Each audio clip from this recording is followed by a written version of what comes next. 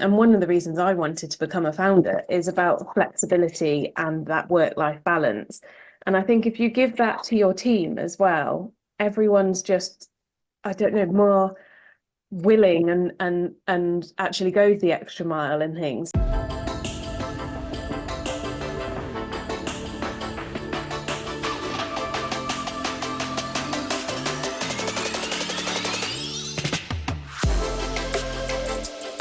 Right, so hello, I'm Joe Morrison, and I'm very fortunate to be joined today by Burdett, from the founder of Bay's Kitchen. Bay, could you tell us just a little bit about your business and what you do? Yeah, sure. So Bay's Kitchen, we make IBS-friendly, free-from foods that are award-winning and to bring the whole family together to enjoy meals again. It came from a personal need. So I was diagnosed with IBS back in 2015 and told to follow a low FODMAP diet, which is scientifically proven to help those with IBS. And it removes hard to digest ingredients like onion, garlic, lentils, wheat, etc. So it's really difficult to find convenient foods that cater for that diet, as well as all other sort of dietary requirements and things. And so the idea came to me to make the products myself. Fantastic. And like all founders, Bay's been on her own unique and challenging journey with its ups and downs of running a business and starting a business. She's come a long way since she started her company. When did you start, Bay? So I founded the company in 2016, but we launched our first sauces in April 2018, so nearly 6 years ago now. And today I'm just going to ask Bay to share a little bit of that wisdom and real world experience that she's gained over that period, and for the benefit of other business owners and entrepreneurs out there. So I'd like to ask you, Bay, about how to build a strong team culture. So I know this is something that you care passionately about. So in your experience, what things really work in terms of building a high performing team? So it's, I would say, a lot more about personality than it is about skills and experience. You can teach people how to use a Shopify website or how to use a piece of software that you're using, but you can't change people's personalities and how well they fit together and get on. So that's really, really key. So with our latest hire, I made sure that our other two key team members interviewed them and made sure that they had a good fit during that interview process, and then I did the second round so that I could ensure again that they were going to be a good fit, but also actually be able to perform at the role. So I think it's all about making sure that the team get on with each other and work really well together, particularly in a small business, because if you've got clashes, it's really, really obvious and you can't hide away from that. And if you've got a team of 100 people, it's a bit different, but a small team of under 10, it's going to be highlighted if there's clashes in personality. And so do you do anything quite formal around building the culture or giving direction on the kind of culture and personalities and the way that you work together, or is it a bit less formal than that? I'd say much less formal than that. Yeah, I think it's just, I think a key thing that I found is, and one of the reasons I wanted to become a founder is about flexibility and that work-life balance. And I think if you give that to your team as well, everyone's just, I don't know, more willing and actually go the extra mile and things. So if you're not putting that pressure on that they must do set hours and they must do this, that, and the other, if there's that flexibility, and it's, we all know we've all got families, it's, kids get ill, stuff, happens, and and it's making sure that that family is going to be their number one priority. It's not going to be their job, and you've got to understand that. And so if you can put things like that forward, then they will be happier in their job, and that creates a nicer environment for everyone. If everyone's happy doing what they're doing and they're allowed the flexibility, you understand them, I think that builds a much stronger culture than trying to put any sort of formal processes in place. Right, thank you. And tell me about pitching your products effectively. So we know that, when you're building a product, obviously you have to pitch it to customers or clients, but you also have to pitch it to investors and even suppliers and partners. You need them to buy into it to invest in you. So just give us a flavor of what sort of things have worked in your experience. So you've got to make sure that you've got a unique selling point. So where I might go to a free from buyer in a major supermarket, I need to stand out from the other free from products. So we will always lead on our unique selling point, which is about being IBS friendly and low FODMAP certified. So you need to make sure you've got that. But I also find, particularly with buyers, investors, anyone that wants data, basically, and making sure that you've got that data and those stats. And, so telling people things like 20% of the population suffer with IBS, the amount of people that won't know that. And, I didn't know it until I started researching into IBS when I was diagnosed. And that's an enormous amount of people. And if you compare that to celiac disease, for example, people that can't have gluten, that's 1% of the population. And if you think how big gluten-free has become, and then realize that actually 20 times more people suffer with IBS, it's data and stats like that really, really get the hook. Great. Okay.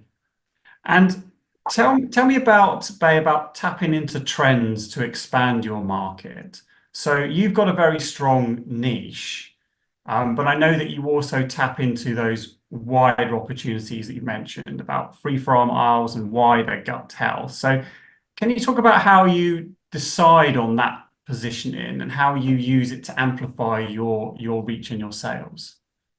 Yeah, so we didn't want to become too niche as a business. And so, the amount of people that have ever heard of the word FODMAP is tiny. So unless you've needed to and your doctor's told you about it, you're probably not going to know what on earth it is.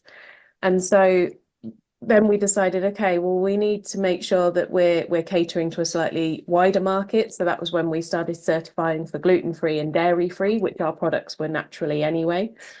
And then along the journey, we found that actually, so 20% of the population are suffering with IBS, but that's just the ones we know about. That's just the ones that have been diagnosed. There's a huge amount more people that do suffer with gut-related symptoms, but they're not maybe severe enough that they've ever gone to a doctor and things.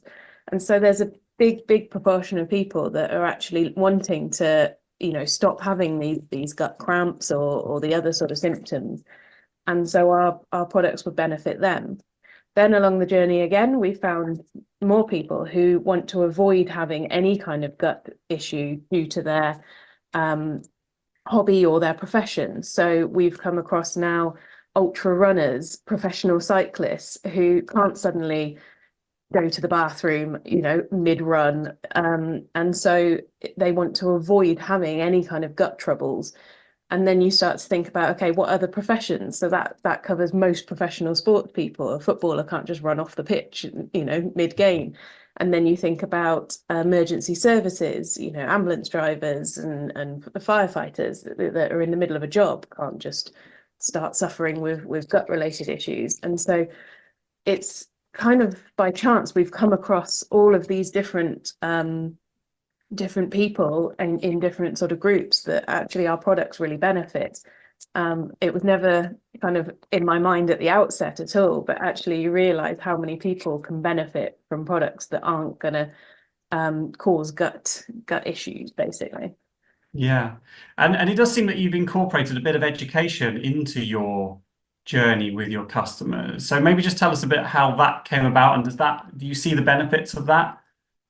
Absolutely. So, as I said, a lot of people will never have heard of the word FODMAP and the FODMAP diet. So there's education there around, okay, how do we certify our products and make sure that people understand what it means?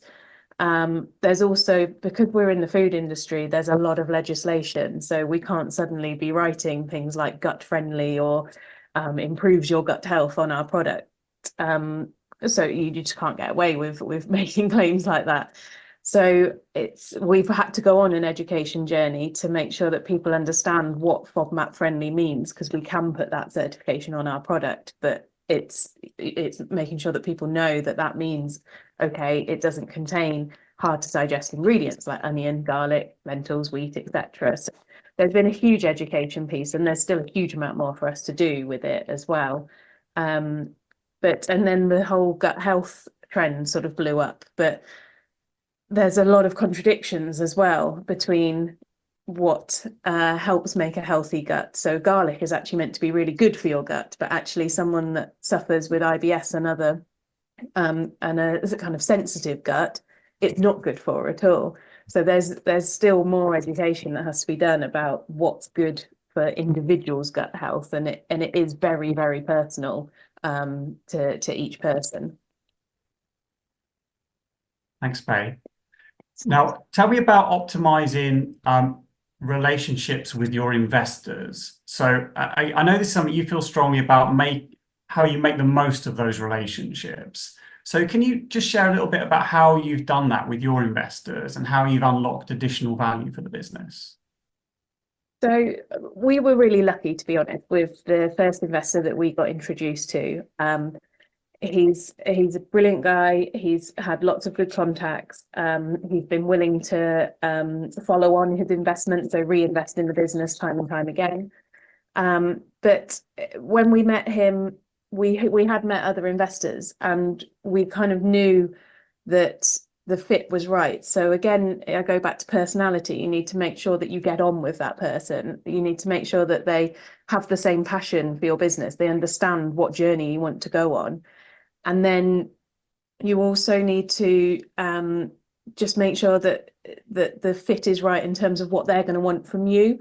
So we met another investor, and for the level of investment he was putting in, the amount that he was wanting was just far too much, and it would have kind of suffocated me in terms of not letting me just continue to run the business and have this support behind me. It was more like I was going to end up having a manager sort of thing. And so you need to make sure that the level of what they want from you is right, and that they don't come in and try and control the business. You want them to believe enough in you that you can run it, but they're there as a sounding board. They're there hopefully with some deep pockets to help invest in you. And just make sure that balance is right.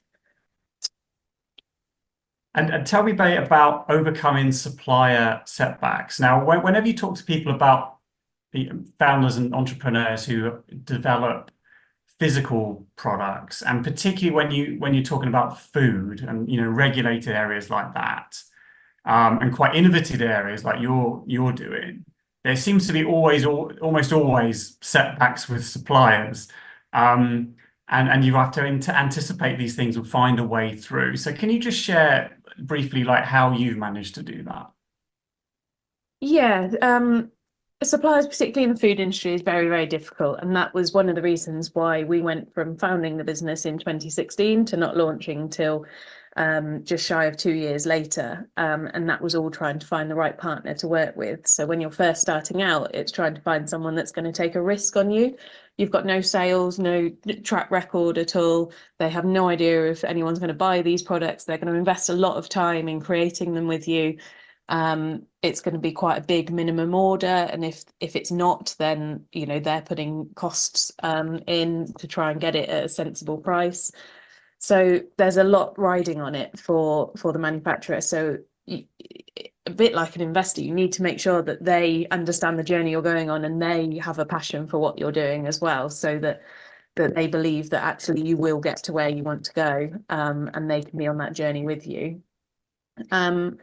I mean, and there is all sorts of problems that will come along. I mean, we had an issue with our very first manufacturer we worked with, and had to do a product recall, and within the first sort of month of launching, and that's pretty tough going, and and you have to bounce back from that and keep going, but you learn from these mistakes with them, and it's just about making sure that you've got a really open relationship with the people that you're working with, and ideally that they're reasonably local to you, to the point where you can, you know, if you need to go and have a meeting with them that day, the next day, you can do that. So ideally they're not at the other end of the country. I mean, our manufacturer is less than an hour away from us, so if we've got a big issue, I can just go down there and go and sit and talk to them, because you can get so much more solved that way than a telephone call or whatever. So it's just making sure that you've got that really good level of communication, open and honest about issues, and knowing that issues will arise, and it's about how you can overcome them, rather than, you know, thinking everything's always going to be absolutely fine and run smoothly. And what is it that kept you persisting when you had those setbacks? And you said it took a while to actually get and launch into market. And what was it that kept you going and persisting through that time? So there's two things that have always kept me going. One is the fact that my parents put some money into this business at the beginning, and I just didn't want to let them down. I didn't want to just throw it all away. So that's kept me going. And then the second thing is that my dream was to see these products on the shelf of a major supermarket. That was my dream at the beginning. And I thought, you know, if I don't do it, someone else will. Someone's going to do this. And so how annoyed am I going to be at myself if I give up and someone else then does it and it works? So between those two things, they have kept me going. And then so many other things then keep you going as you grow. So once you start getting a team, you need to keep going for them, because it's their livelihoods as well as yours that you're working towards. And yeah, lots of other things then keep you going along the way as you overcome different challenges. But at the beginning, those were the two main things that that kept me pushing on. And they tell me about being the leader in your business and playing to your strengths. So how do you find that balance between, you know, leading, being on top of everything, not getting sucked into issues that don't play to your strengths, but yet staying across the board? How do you do that? With great difficulty when you're such a small team. So I still get sucked into lots of different issues all the time, every day. But it's making sure that the people that you're hiring to do the tasks that you need them to do, so that you have the time to exactly that, play to your strengths and do what you're good at doing. And so, you know, I hired someone that could help me with the supply chain, the customer service, and that side of things. That is, you know, it is a full-time job, just managing customer orders, supplier orders, etc. And so making sure that I could pass and delegate all of that work so that I could focus on the bigger picture of the business. And then I brought someone in to help with the marketing.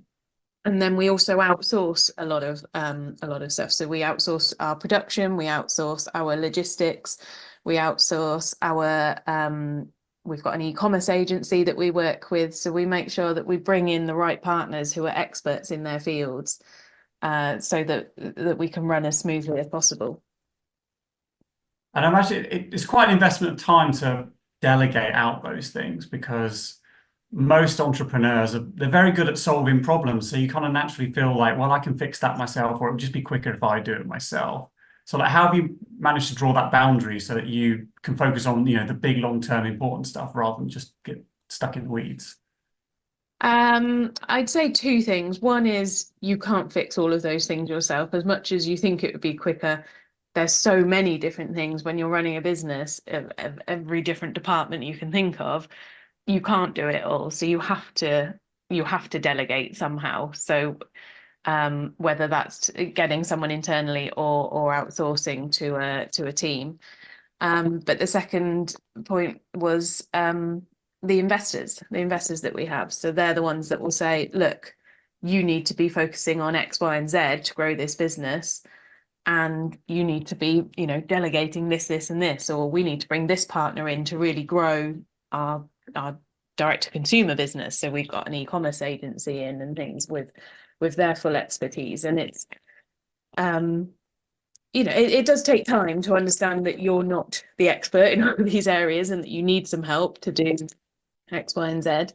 But also, you know, when you are working with these investors who have invested in countless different businesses, some of which are doing phenomenally well and some of which may have failed, they've learnt these lessons time and time again through what other founders have done. So you'd be silly not to take that advice on. And so, yeah, a lot of it has come from their advice and support too.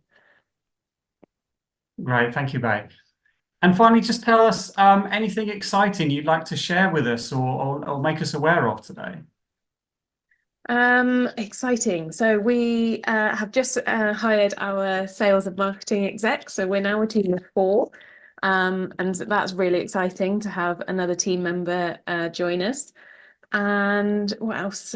So we've got the Allergy and Free From show lined up to go to in June. So unfortunately, the show went into administration about a year or 2 ago. But another company has bought them out and they are back this June. So we're really excited about that because it's a really good chance for us to get in front of our customers and get our brand out there. And it's such a great show with lots of other really amazing free from brands. But it's that chance to meet our customers face to face, and we love doing that. Brilliant. Okay, well, Bay, thank you so much for talking to us today and sharing your wisdom and your experience, your first-hand experience running your business and sharing it with other business owners. We really appreciate it. If you're a business owner or an entrepreneur and you'd like more free advice or support, then you can find that at foundersreboot.com. Thank you for having me. You're very welcome. Thank you.